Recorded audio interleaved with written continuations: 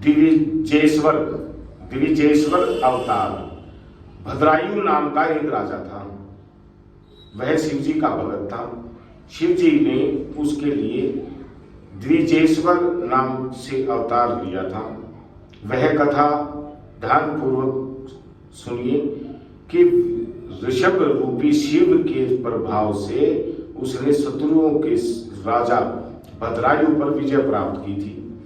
भगवान शिव ने भद्रायु को ऋषभ के प्रभाव से ही उत्पन्न किया था। उसने बाद में राजा चंद्रागत की पुत्री सीमांतनी से विवाह किया। वह अपनी पत्नी को लेकर वन में विहार करने चला गया। वन में शिव और पार्वती उसकी परीक्षा लेने के लिए आए। अब शिव पार्वती ने द्विज दंपत्ति का रूप धारण कर लिया। उन्होंने अपनी माया से एक सिंह को उत्पन्न किया और राजा भद्रायु के पास जाकर बोले कि इससे हमारी रक्षा कीजिए। जैसे ही राजा भद्रायु ने धनुष उठाया तो माया में सिंह ने झपट कर ब्राह्मण की पत्नी को पकड़ लिया। वह राजा के बाणों को झेलता हुआ भी ब्राह्मण की पत्नी को लेकर भाग गया। अब ब्राह्मण की पत्नी रोती चिल्लाती हुई बोली कि हे स्वामी, हे प्राणनाथ, मुझे बचाइए। स्त्री का अपहरण हो जाने पर ब्राह्मण जोर जोर से रोने चिल्लाने लगा। ब्राह्मण राजा से कहने लगा कि तुम्हारे पराक्रम का क्या लाभ हुआ? तुम जंगली पशुओं से मेरी पत्नी की रक्षा न कर सके।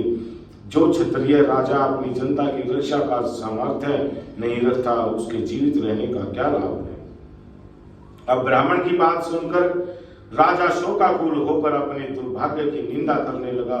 वह विचार करने लगा कि आज प्रारब्धवश मेरी शक्ति नष्ट हो गई, मुझे अब अपने प्राणों का त्याग कर देना चाहिए। ऐसा सोचकर राजा ब्राह्मण के चरणों में सिर रखकर उन्हें धैर्य देने लगा। हे ब्राह्मण देवता, मैं अपना साम्राज्य आपको सौंपता हूँ। इसके अतिरिक्त आपकी कोई और इच्छा हो तो मुझे बताइए।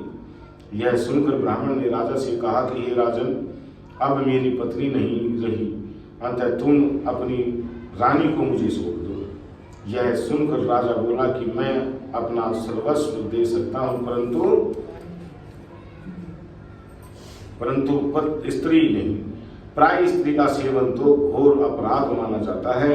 यह पाप तो किसी प्रायश्चित से भी दूर नहीं हो सकता है। राजा की बात सुनकर ब्राह्मण रूपी भगवान शंकर बोले कि मैं तुम्हारी भक्ति से प्रसन्न हूँ। मैं तुम्हारी परीक्षा ले रहा था जिसमें तुम उत्तीर्ण हुए। तुम वरदान मांग सकते हो। वह स्त्री मेरी पत्नी पार्वती ही है, जिसे मेरे द्वारा उत्पन्न किया गया सिंह लेकर भाग गया था।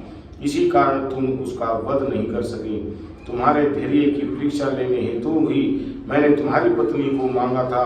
राजा ने शिव जी के चरणों में गिरकर शिव भक्ति का वरदान मांगा। इसके साथ साथ राजा ने अपने माता पिता वज्रबाहु के लिए भी शिव भक्ति का वरदान मांगा। वज्रबाहु की पत्नी ने भी अपने पिता के लिए शिव भक्ति का वरदान मांग लिया। बोले शंकर भगवान की जय।